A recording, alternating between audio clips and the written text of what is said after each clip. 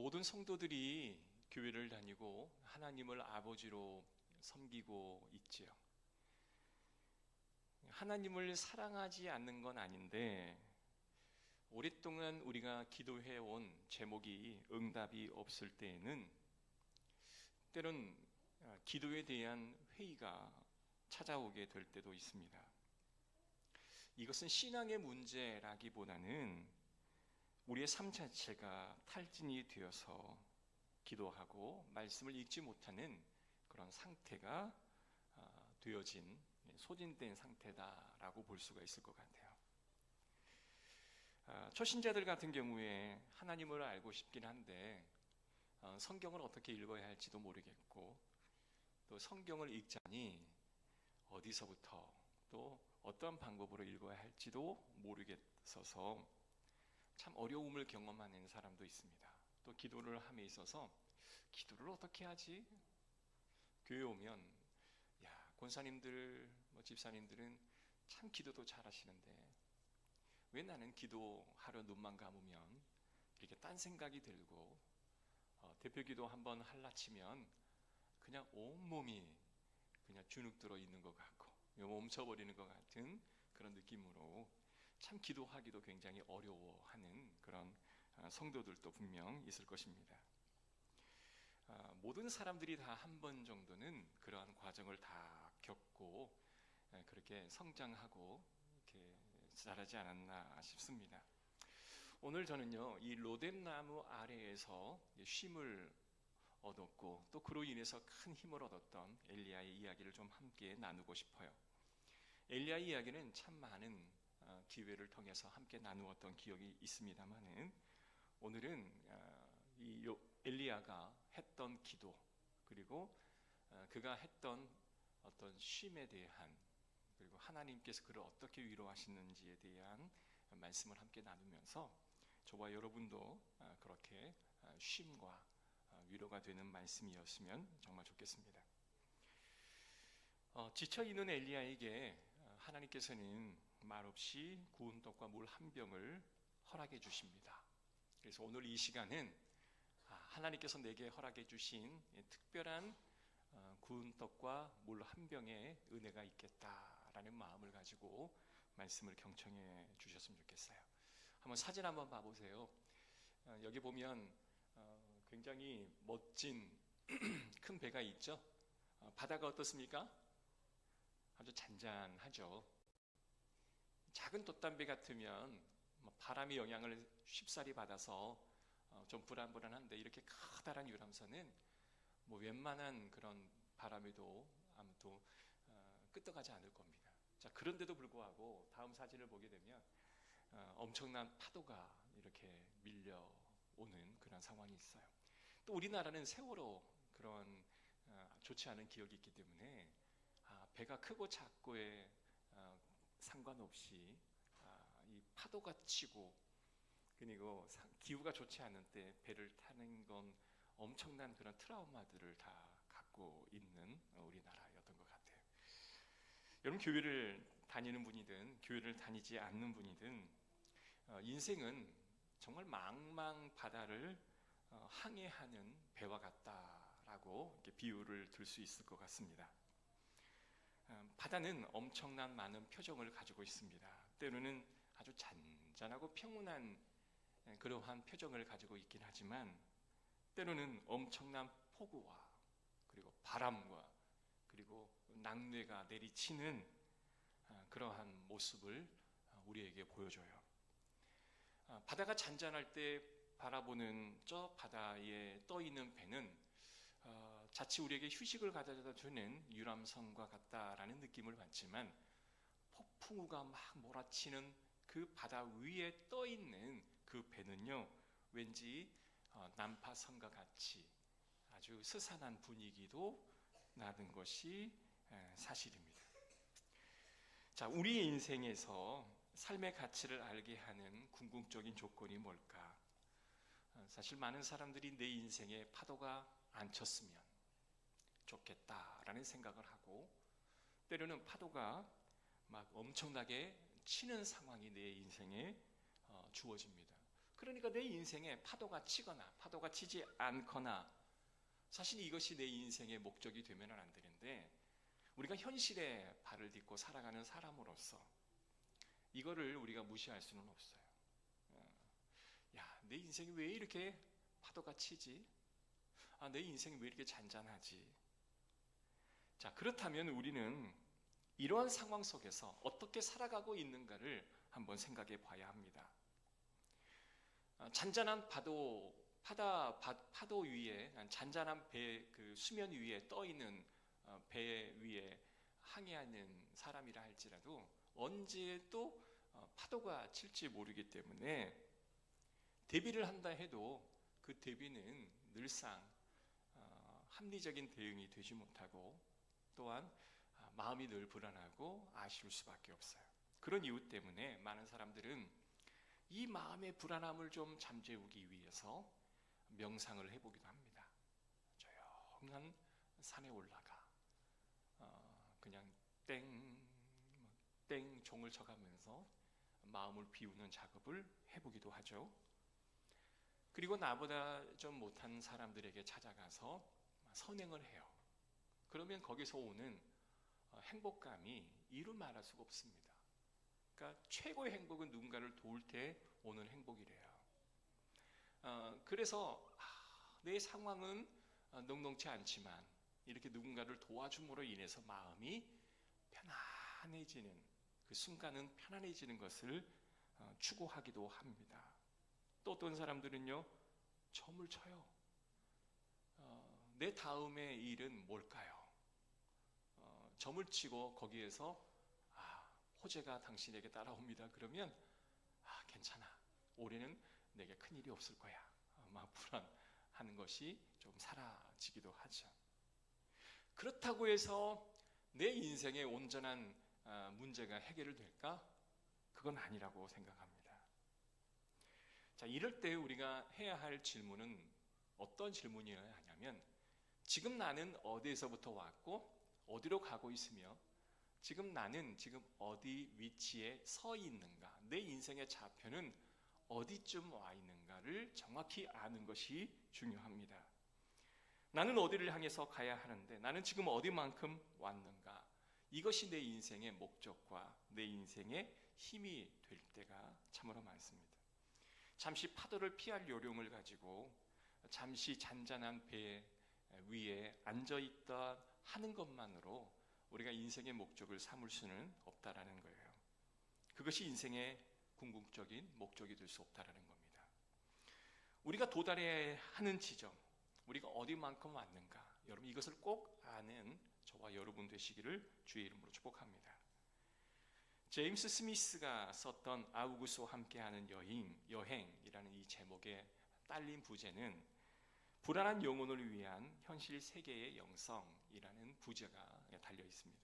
이 책에서 하나님의 말씀이 과연 어떤 역할을 하냐면, 내가 가야 할 목적지에 지금 내가 어느 지점에 서 있는지 그 좌표를 말씀이 알려준다라고 우리에게 지식을 줍니다. 말씀을 여러분 잘 묵상하다 보면 내가 어디쯤 와 있는지를 알게 돼요. 기도라고 하는 것은 내가 누구이고 어디쯤 서 있고 어디로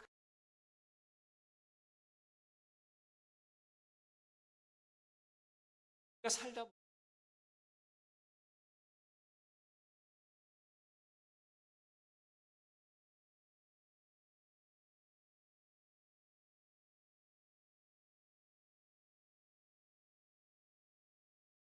왜 이러한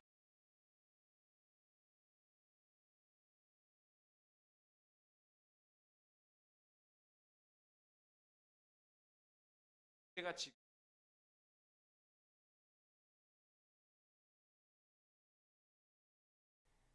힘듦을 경험하는 자들에게 말씀과 기도를 권유하는 이유는 바로 여기 있습니다. 자, 오늘 엘리야의 이야기를 통해서 하나님께서 엘리야의 이야기를 통해 우리에게 말씀과 기도, 이 망망대해를 떠도는 불안한 영혼 가운데 엘리야를 통해 우리에게 주고자 하시는 음성이 뭔지를 함께 나누기를 원합니다. 자, 오늘 본문의 앞부분을 보면 사건의 발단이 나오는데요. 이스라엘 왕이었던 아합이 하나님 앞에 죄악을 범합니다. 하나님이 얼마나 영적으로 이 메말라 있음을 보여주기 위해 하나님은 3년 동안 그 땅에 비를 내리지를 않게 하였습니다. 여러분, 3년 동안 비가 내리지 않았다 하면 그 땅이 어떻게 되었겠습니까? 아주 처참했겠죠. 실제로 엘리야를 통해 아합 왕에게 하나님의 이 말씀을 선포케 하고 3년 동안 비가 내리지 않게 했습니다. 그런데 그 3년 뒤에 하나님은 아합 왕, 바알을 섬기는 선지자 850명과 엘리야가 그냥 850대 1로 대결을 하게 하죠. 이것은 어떠한 신이 진정 살아있는 참 하나님인가를 보여주는 그런 대결이기도 했다라는 거예요. 어찌 보면 예배를 저마다 자신의 방식으로 예배를 올려드리는데 그 예배를 받으시는 신은 과연 누구인가를 보여주는 대결이었어요. 엘리야도 하나님 앞에 예배를 올려드렸고 바알의 850명의 제사장도 그들의 신께 예배를 올려드렸지만 결국 누구의 예배를 받으셨나요? 하나님께 드려지는 그 예배를 하나님이 받으심으로 인해서 참 신은 여호와 하나님 한 분이시다라는 것을 온 천하에 알려주셨고요.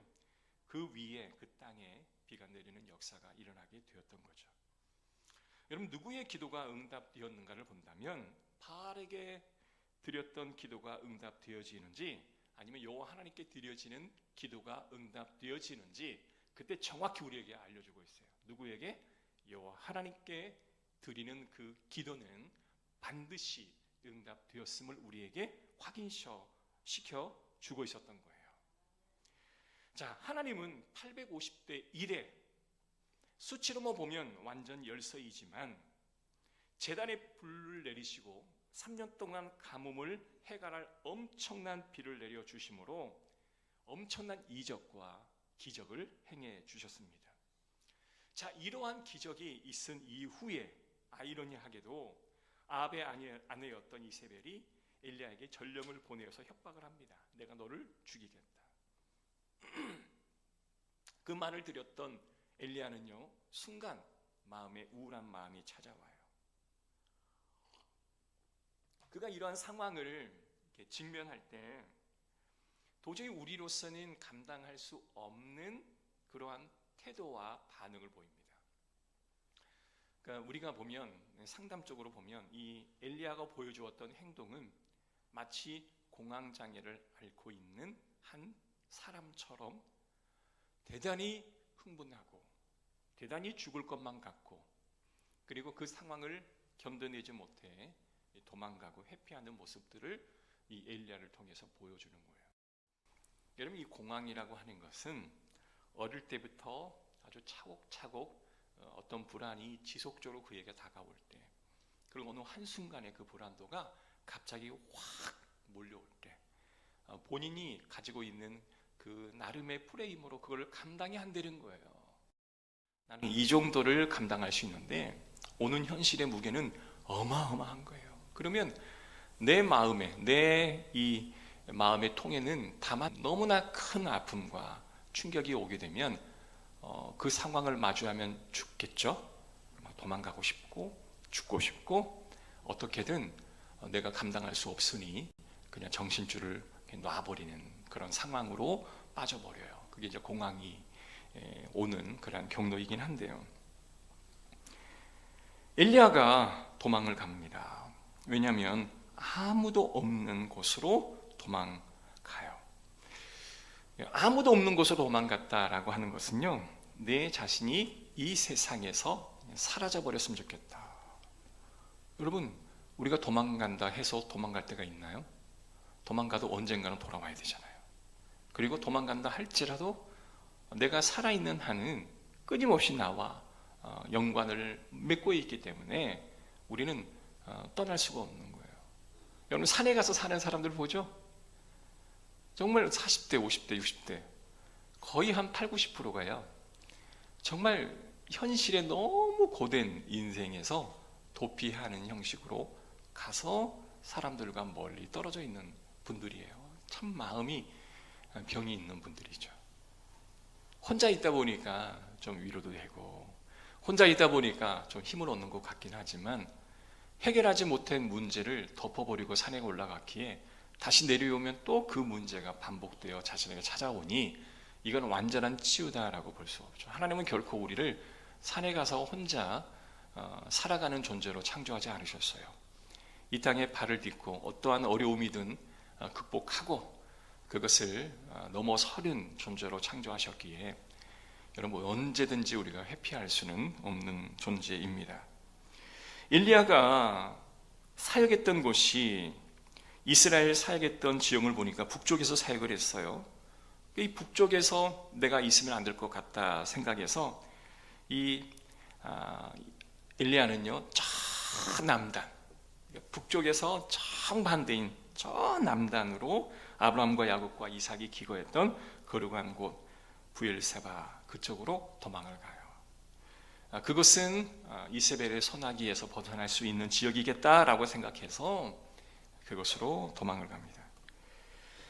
도망가는 길에 자신에게 따라왔던 사환들을 잠시 머물러 있으라 하고 혼자서 아무도 없는 더 깊숙한 곳에 들어가 로뎀나무라고 하는 그 작은 풀토미 더미에 숨어 완전히 쓰러져 있는 그 상황이었습니다.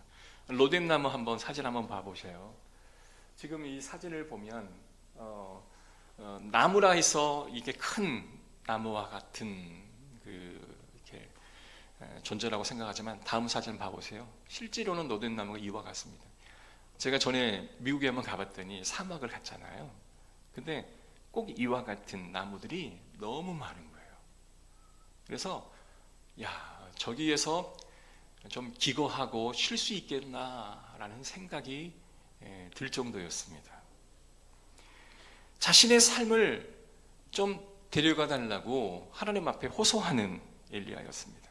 아마도 이렇게까지 고백했다면 엘리야는 하나님 나 데려가세요. 이 말이 무슨 말이에요? 살고 싶지 않다라는 거죠. 죽고 싶다라는 거죠. 나 좀 데려가 달라는 말이기 때문에 아마 나를 죽여달라. 그러니까 자살 시도도 본인 스스로에게는 욕구가 막 올라왔을 그런 상황이었던 것 같습니다. 이런 고통에 한참을 울다 지쳐 잠이 듭니다. 그런데 잠시 후에 잠에서 살짝 깨어보니 누군가가 등을 쓰담쓰담 해주는 것 같은 느낌이 드는 거예요. 눈을 떠서 정신을 차려보니 하나님의 사자가 그의 뒤에 와서 숯불에 구운 떡과 그리고 물을 주고 그를 옆에서 쓰담쓰담 해주는 거예요. 주의 천사가 와서 야 정신 좀 차려봐라. 엘리야 이거 좀 먹고 좀 편하게 자라. 아무 생각 없이 얼마나 지치고 힘들었겠습니까? 엘리야가 눈을 떠서 맛있는 음식 냄새를 맡고 허겁지겁 그 음식을 섭취하기 시작해요. 그리고 물을 먹고 나니 이 포만감이 찾아오니 또 잠을 자는 거예요. 그러니까 이런 반복적인 행동을 통해서 아마 그의 마음은 최근에 경험할 수 없는 엄청난 편안함과 쉼을 얻게 됩니다. 여기서 우리는 이런 질문을 해볼 수가 있어요. 우리가 열심히 주의 일을 감당하다가 또 세상에서 사명을 감당하다가 갑자기 엘리야가 경험했던 이 어려움을 경험할 수가 있다라는 겁니다. 그러면 그때 어떻게 해야 될까? 좀 쉬어도 된다라는 말씀을 드리고 싶습니다. 우리가 너무나 힘이 들고 번아웃이 되는 상황에 또 뭔가의 목적지를 향하여 막 나를 닥달하여 가기보다는 때로는 그 자리에 멈춰서서 엘리야가 쉬었던 것처럼 좀 쉬어도 하나님께서는 전혀 우리에게 치근다거나 또 우리를 이렇게 막 나무라지 않으신 하나님임을 우리는 바라봅니다. 엘리야처럼 브엘세바를 찾아서 로뎀나무 앞에 쉬고 싶은 성도들이 이 가운데는 분명 있을 것입니다. 깊은 상처를 몸에 끌어안고 나뒹굴고 있는 엘리야처럼 하나님은 결코 엘리야를 나무라지 않으신다라는 거예요. 이 장면은 부활 후 좌절하고 상처 입은 제자들에게 찾아가서 자신을 구주로 믿고 따랐던 수없이 많은 제자들에게 찾아가서 그들을 위로해 주셨던 예수님의 모습이 오버랩되어 다가오는 거예요. 여러분, 제자들은 예수님을 쫓아 자신의 모든 것을 버리고 나아갔지만 갑자기 예수님이 십자가에 달려 죽어버린 이후부터는 가야 할 길을 찾지 못해 방황합니다. 내가 뭔가를 향해 끊임없이 가야 한다라고 생각했는데 갑자기 그 길이 사라져버려요.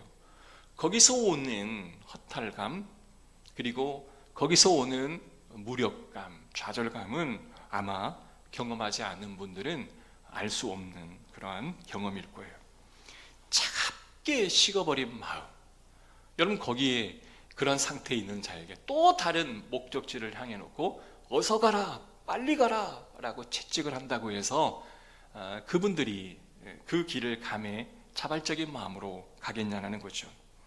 예수님께서 제자들에게 찾아왔던 방식은 그들을 재촉하거나 그들을 뒤에서 꾸짖하거나 나무라는 방법이 아니었다라는 거예요. 따뜻하게 감싸주고 따뜻하게 지지하면서 사랑하는 제자에게 사랑한다라는 말을 하고 또 사랑한다는 말을 듣게 함으로 그들의 마음을 치료하시는 예수님의 모습을 보여주고 있는 거예요. 예수님을 배반하는 사람도 있었습니다. 야, 이 녀석아, 네가 나를 배반해? 원망과 자책이 뒤섞인 말로 그들을 언어로 폭행하는 것도 결코 아니었습니다. 멀리 떨어져 있는 그들에게 먼 곳까지 찾아가셔서 숯불에 구운 떡을 준비하고 계셨던 분이 바로 하나님이시고 주님이셨다는 사실을 우리는 기억해야 해요. 사랑하는 성도 여러분, 이 자리에 앉아 있는 가운데 우리가 낙심하고 지쳐있고 또한 위로가 필요한 그러한 상황에 놓인 성도가 있다면 여러분, 주님이 당신들의 마음을 알고 계심을 믿으시기를 주의 이름으로 축복합니다. 우리가 말씀을 믿고 또한 기도하기 원했지만 기도가 참 어렵다라고 느낄 때 여러분, 좀 노뎀나무 아래서 쉬는 저와 여러분이 되었으면 좋겠습니다. 또는 맛있는 음식도 먹고 또 멋진 풍경도 보면서 누군가의 조언으로부터 완전히 자유하여 하나님과 나만의 1대1의 관계를 좀 가져보는 것도 좋은 시도다라고 생각합니다. 누군가가 내게 말하는 치열한 공방이라기보다는 잠시 눈을 붙이고 좀 쉬는 것이 주님이 우리에게 원하는 그런 방법일 수도 있다라는 거예요. 하나님, 저 좀 쉴래요. 위로 좀 해주세요 라고 말하면 좀 쉬게 하고 위로를 해주는 그런 주님. 그러나 주님은 결코 우리를 자신의 눈에서 벗어난 존재로 여기지 아니하시고 끝까지 떠나지 않으시고 우리를 쓰다듬어 주실 줄로 믿습니다. 자, 오늘 7절과 8절은 노뎀나무 아래에서 쉼을 갖고 있는 그 쉼은 결코 헛된 의미가 아니었습니다. 이 쉼을 통해 엘리야는 조금씩 회복되고 있는 것을 경험해요. 하나님의 방식이 아주 놀라운 결과를 낳게 했다라는 것을 우리는 알 수 있다라는 겁니다. 엘리야를 일으켜 세우시니 엘리야가 이전에 없던 힘이 막 능력이 일어나서 40일 동안 걸쳐 호렙산으로 가게 되는 그런 힘이 나게 되었던 거예요. 그리고 나서 그곳에서 엘리야에게 하실 말씀을 하나님은 준비하셨습니다. 하나님은 쉼 이후에 은혜를 부어주셔서 그가 에너지가 없는 상황에 다시금 에너지를 충전할 기회를 허락하여 주시고 그 에너지가 충전되어진 그 상황에 또 다른 하나님의 사명을 그에게 제공해 주셨습니다. 여러분, 내가 배고프고 현타가 와서 공황이 올 지경인데 누군가가 와서 정신없는 나에게 찾아와서 이렇게 해라 저렇게 하라 하면 우리는 아무런 생각도 들지 않을 뿐더러 오히려 반감이 일어나겠죠. 그러나 그 쉼을 통해 자신이 걸어왔던 날들을 되뇌이며 내가 이러할 때 이 지점에서 내가 이렇게 실수를 했구나, 이때 내가 이렇게 있었으면 더 하나님이 기뻐하지 않았을까라는 생각을 하게 되는 거예요. 그러니까 말씀을 읽고 기도하다 보면 내가 목적을 향해 가는 그 지점의 길에 내가 이렇게 하지 못했었구나 라는 자기 반성과 하나님의 음성을 듣게 되는 때가 온다라는 것입니다. 사랑하는 성도 여러분, 40일 주야를 걸어갔던 것보다 더 중요한 것은 자신이 걸어왔던 지난 날을 되돌아볼 수 있는 기회가 그에게 제공되었다라는 것이 더 의미 있는 시간일 거예요. 과거를 돌아보지 못하면 우리는 미래를 아무리 열심히 걸어간다 한들 그 과거에 되풀이되는 실수가 반복되어질 겁니다. 그래서 하나님께서는요, 이 40일이라고 하는 날을 걸어갔다라는 것보다 더 중요하게 우리에게 다가오는 것은 하나님께서 돌이킴의 시간들을 우리에게 그 쉼의 과정을 통해서 허락하셨다라는 줄로 믿습니다. 사랑하는 성도 여러분, 오늘 40일을 엘리야가 그 질문의 여정을 지나 하나님의 산 호렙에 이르러 하나님 앞에 서게 되는 장면이 오늘 9절에 있는 말씀이에요. 우리 9절을 다 같이 한번 읽어보겠습니다. 시작. 엘리야가 그곳 굴에 들어가 거기서 머물더니 여호와의 말씀이 그에게 임하여 이르시되 엘리야야 네가 어찌하여 여기 있느냐 라는 말을. 엘리야야 네가 어찌하여 여기 있느냐, 네가 어찌하여 여기 있느냐라는 이 말을 엘리야가 어떻게 받아들였을까요? 아, 하나님은 호렙산 어때요? 떨기나무 아래 있죠. 그들을 불렀던 그때와 그리고 그 로뎀나무 아래에 있을 때 그 쉼의 장소에도 하나님의 사자를 보내어서 그를 보내었던, 여기서 왜 호렙산 떨기나무가 나오죠? 실수입니다.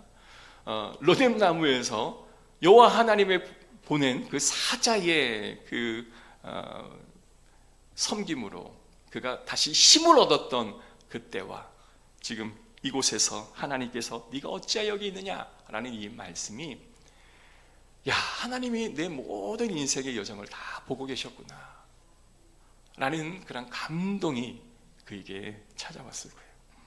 이것은 마치 아담아, 범죄한 아담에게 네가 지금 어디 있느냐라고 하시는 말씀과 동일하게 다가오는 거예요. 엘리야는 과거에 좀 잘난 척도 했습니다. 하나님, 이제 나밖에 남지 않았습니다. 온통 바알을 섬기는 제사장이 진짜 이 성안을 잔뜩 차지하고 있을 때 오직 나만 남았습니다. 내가 그들과 지금 대결을 해야 하는데 저밖에 할 수 없습니다. 그런데 해냈습니다. 그런데 뭡니까? 결국 이 모양 이 꼴이 되었습니다. 이 이야기를 엘리야가 하게 되었던 거죠. 오직 나만 남았고 결국은 이제 내 생명을 찾아 빼앗으려 한다고까지 이세벨이 그럽니다.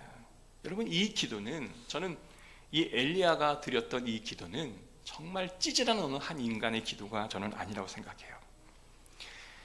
엘리야가 하나님 앞에 서서 진실함으로 호소했던, 저는 정직한 기도다라고 저는 믿습니다. 사랑하는 성도 여러분, 우리가 하는 기도는 때론 많은 신앙의 선배들이 했던 그런 능력의 기도가 아닐 수도 있습니다. 이 자리에 계신 분 중에 신앙의 연배가 깊으신 분들은 다른 분들이 하는 기도가 때로는 못마땅할 수도 있죠. 아, 왜 저렇게 기도하나? 기도를 이렇게 하면 더 좋지 않겠나? 그러나 정말 잘하는 기도와 못하는 기도의 차이가 있을까요? 많은 사람들이 내가 기도를 정말 잘하고 싶다라고 말하는데, 여러분, 한 사람이 통성기도하고 있는 내용을 한번 잘 들어보십시오. 처음부터 끝까지 기승전결해가지고 정말 문맥과 언어와 정말 말이 유창하게 하는 그런 기도가 있나요? 그런 기도가 정말 하나님이 받으실 만한 기도인가요? 저는 그건 아니라고 생각해요. 가장 잘하는 기도는 뭐예요? 진실함에서 드리는 기도예요. 진실하게 하나님 앞에 서서 드리는 기도가 저는 최고의 기도라고 믿습니다. 때로는 말이 안 맞아요. 하나님 외치고 계속 하나님만 외치는 거예요. 그 옆에 기도하시는 분이, 저 사람은 하루 종일 하나님만 외치다 가네. 방언으로 이어하는 게 기도하는 것 같은데 그 방언의 내용이 막 귀에 거슬릴 때도 있어요. 외쳤다고 방언을 하고 있어, 막 이렇게 판단할 때도 있죠.